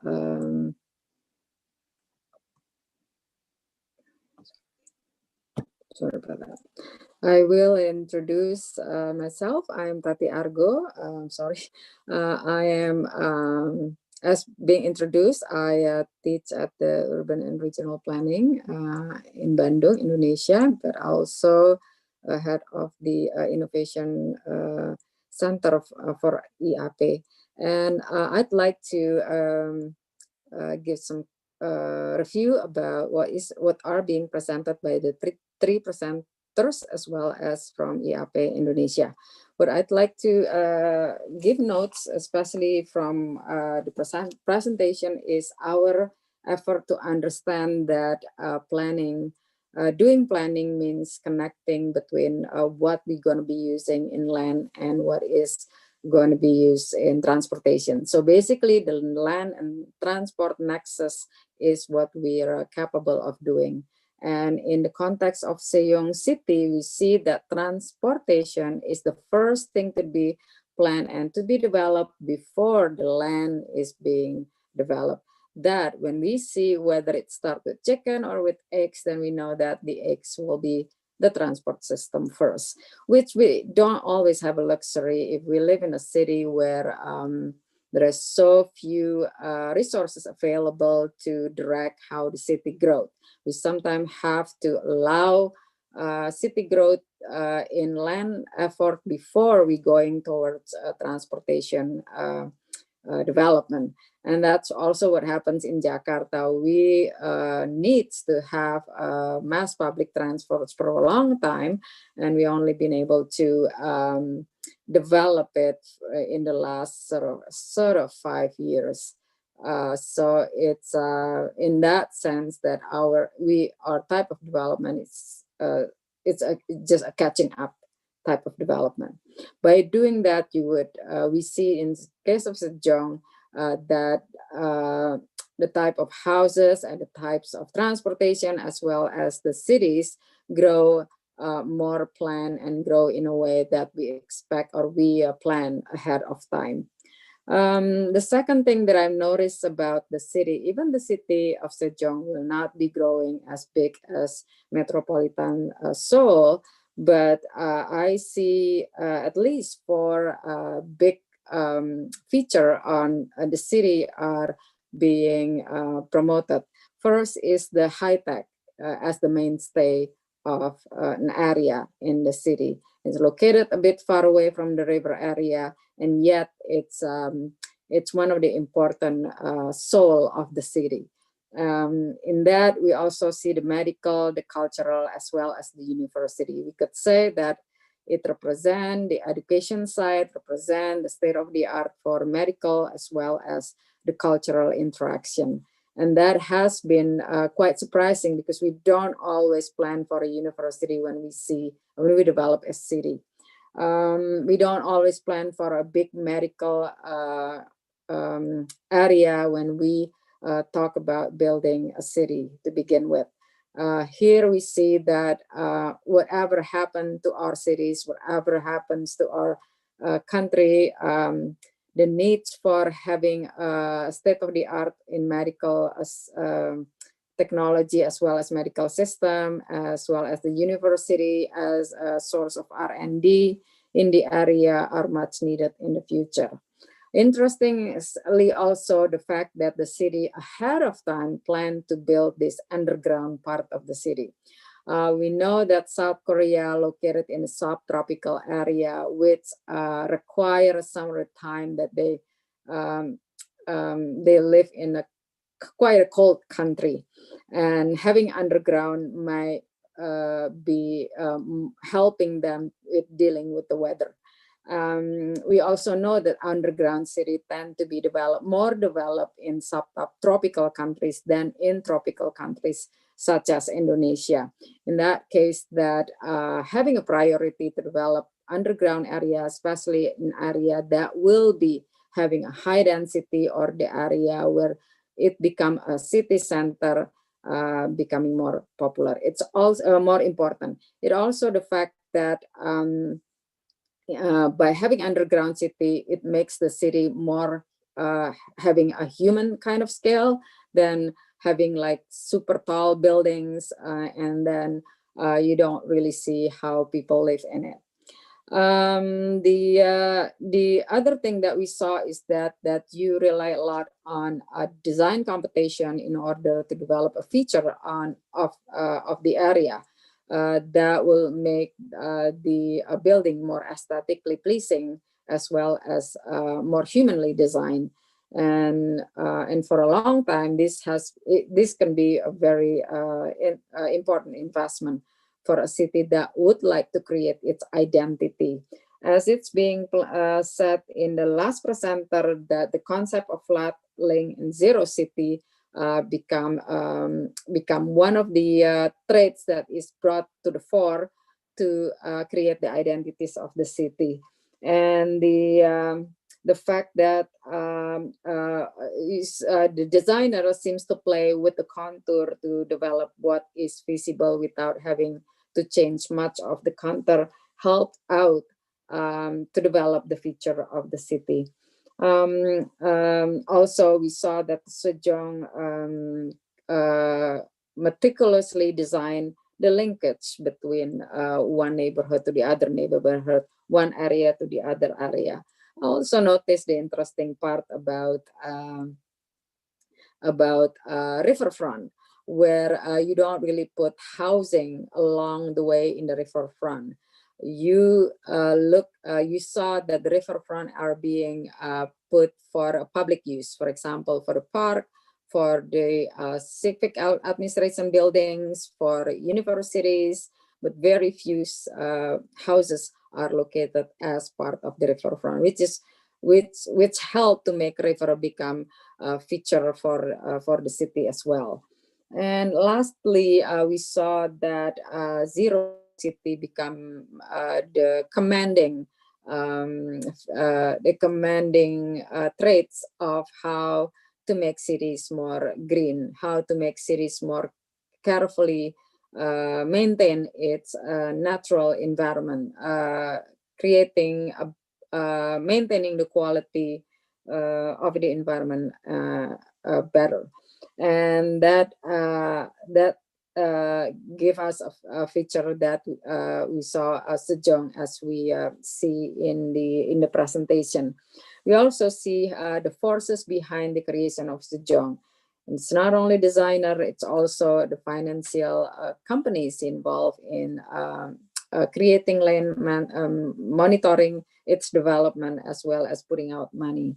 I was wondering, within out of this presentation, there should be some questions that come up from here. First, that how far that the government has worked within the schedule.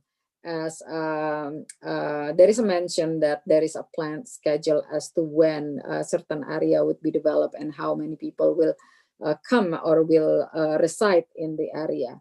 What we'd like to learn more is that about that scheduling, whether it's right on time, how the economic situation, the global economic activities influence the way the cities are being developed, or the way the city financial aspect of the city development are being influenced.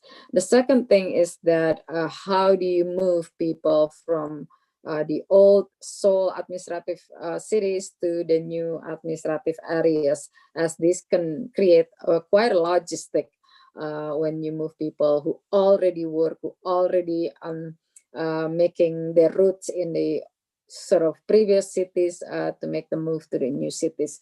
So as I think it was mentioned that the commuting activities may still be the feature when people move to the new area.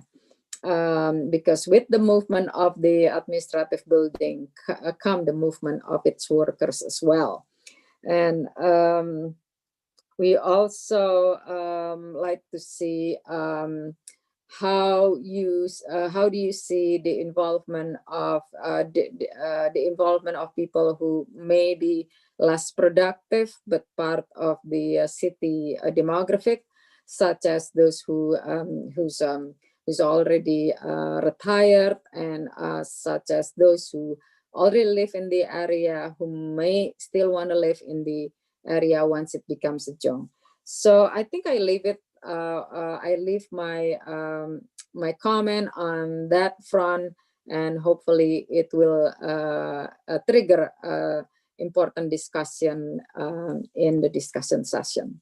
Thank you for the time for me, and I give this back to Ibu Nisa. Thank you so much, Dr. Argo, for the discussions. And now it's time for question and answer. So you can raise your hand or you can type it on the chat if you have any questions. But I will read the questions in the chat. This is for Mr. Choi. So this is the question from Rifda Ufaira, an urban planning researcher. So her questions is, in my understanding, that Sejong built as mainly an administrative city to support the Seoul metropolitan as the capital city in South Korea. Can you explain how then you attract people to move to Sejong when it was first built, and how the strategies change over time, besides having great urban designs that you have explained?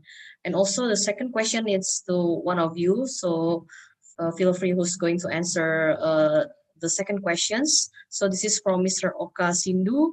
Is there any particular approach in the development of city of Sejong? And how about the local wisdom and the local people who were living in that area? Is there any conflict of interest in doing land acquisitions? So, okay, so please, the first turn is for Mr. Choi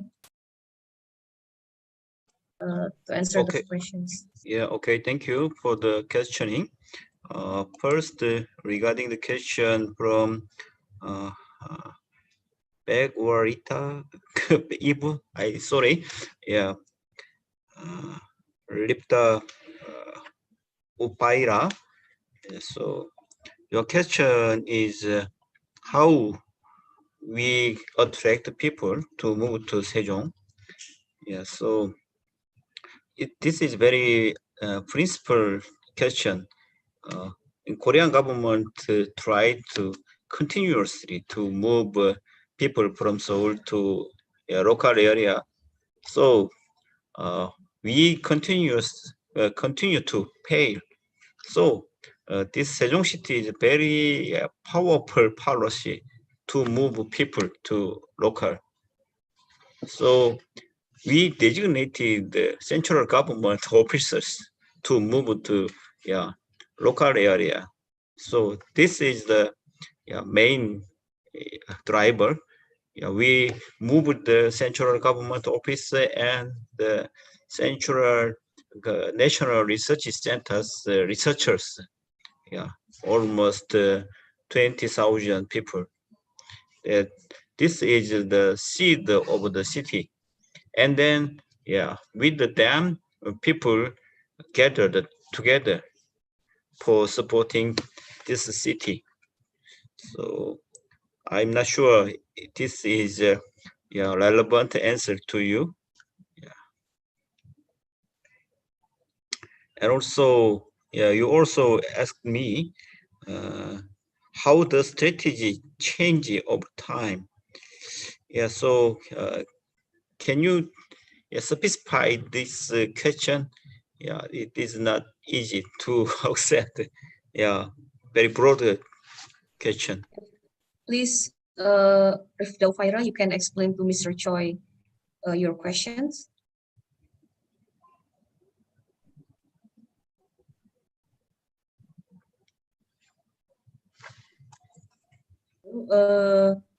Bapak or Ibu Rifda, Mr. Choi, ask your explanation, please. Hello.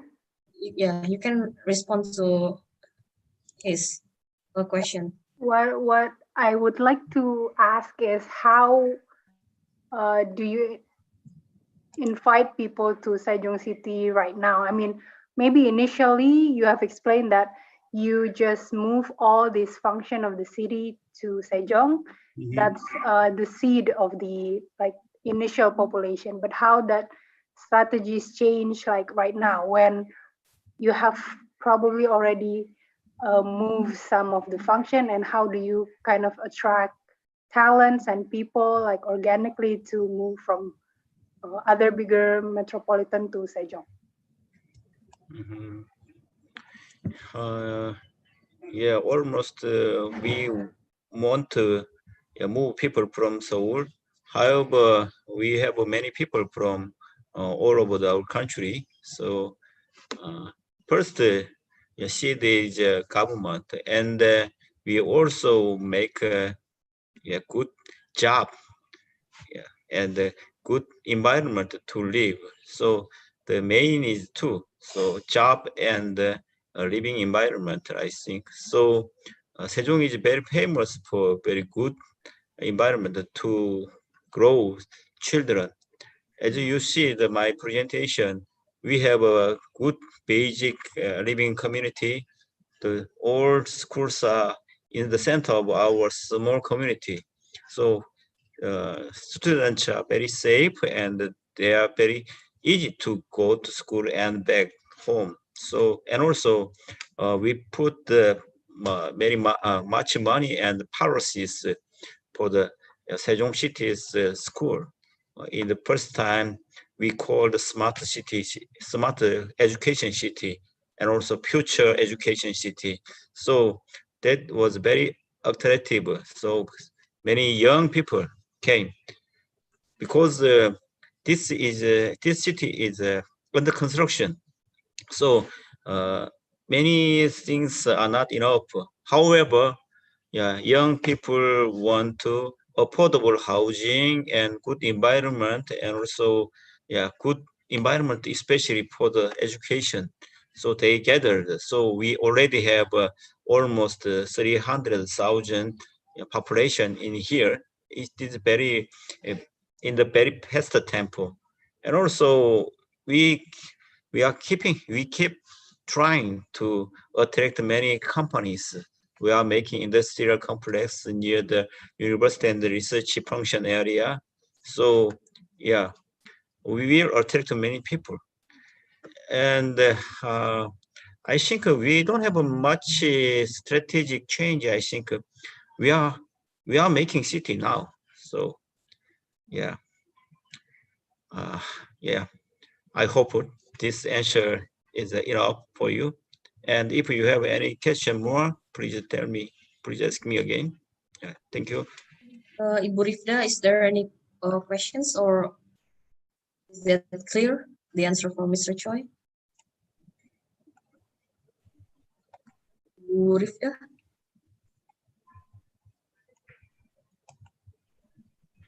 So, okay, we can go to the second question. So, please, if Mr. Choi and Mr. Yoon or Mr. Lim is going to answer. So, is there any particular approach in development of city of Sejong, and how about local wisdom and local people who are living in that area? Is there any conflict of interest in doing land acquisitions? So I have already explained with very simple slide, just one or two slides, but the land acquisition procedure is so complicated, and so lots of things to discuss with residents, and so a lot of disputes and conflicts because it is in South Korea developing the urban development generates the needs, urban development needs the sacrifice of residents, initial residents. The project area, inside the project area, the people live in and their own house and their jobs in the project area, but they have to move away because of the urban development. So it is carried out by the national public goal, for they have to give up their own interest inside the project area.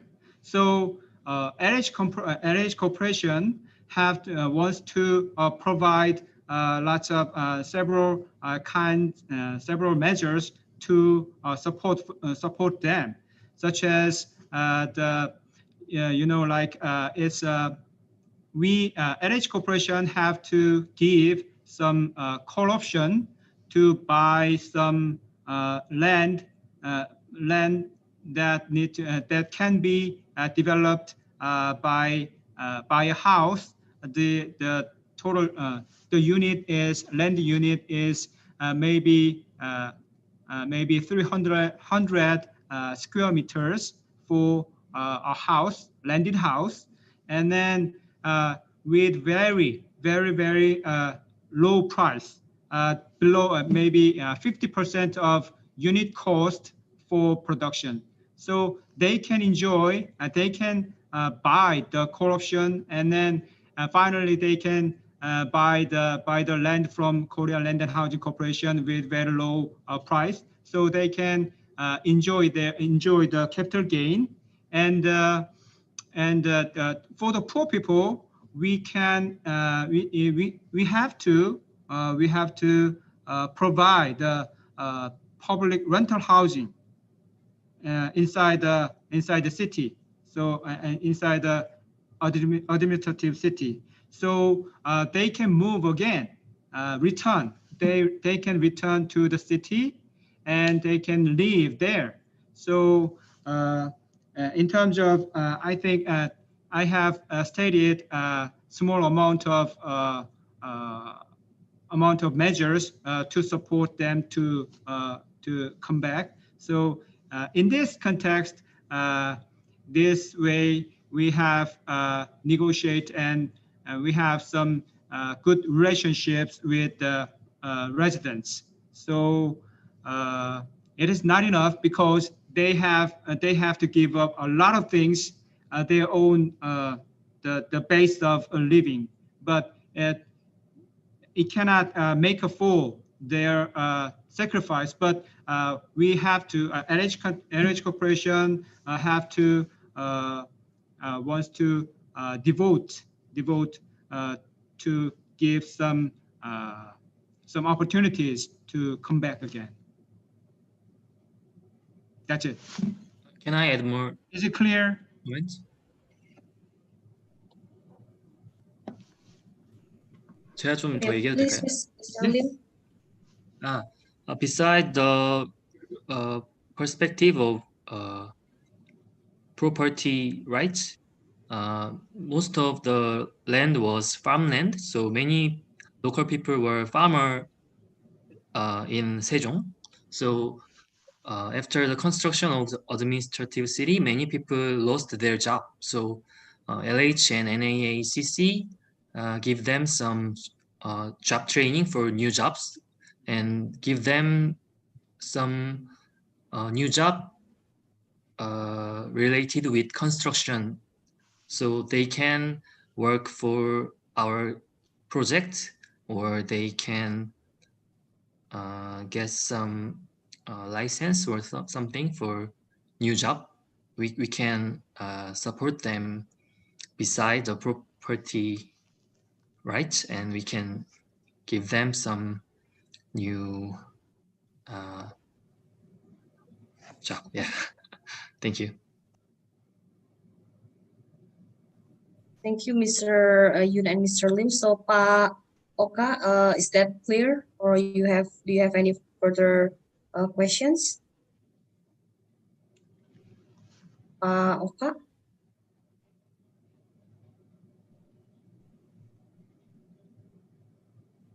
So I think this clear explanation from Mr. Yoon and Mr. Lim. So one more questions, if I give opportunity for one more questions, if there are any. So just place your hand, or you can directly ask them.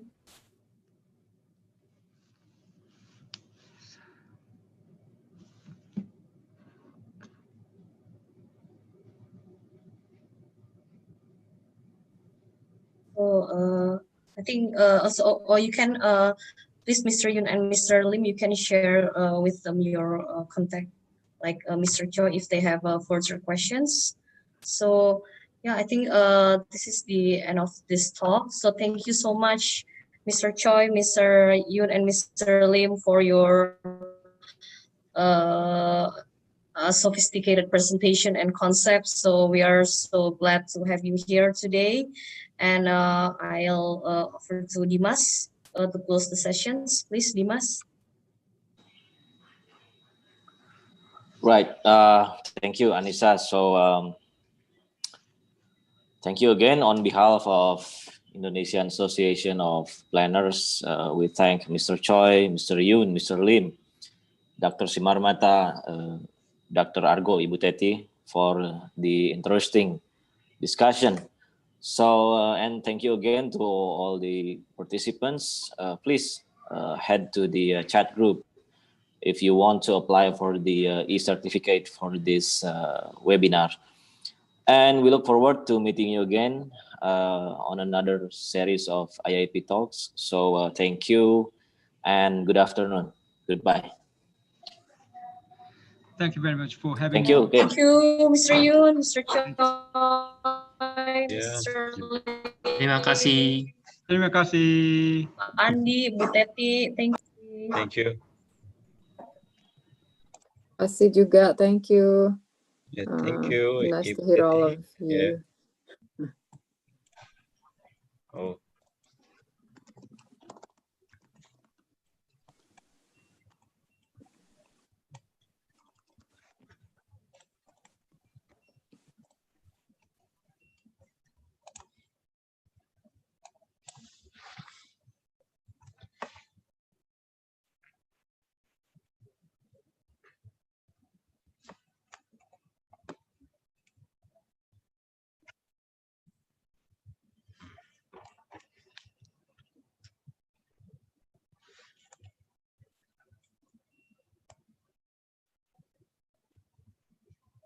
Okay, thank you very much. Yeah, have a good evening.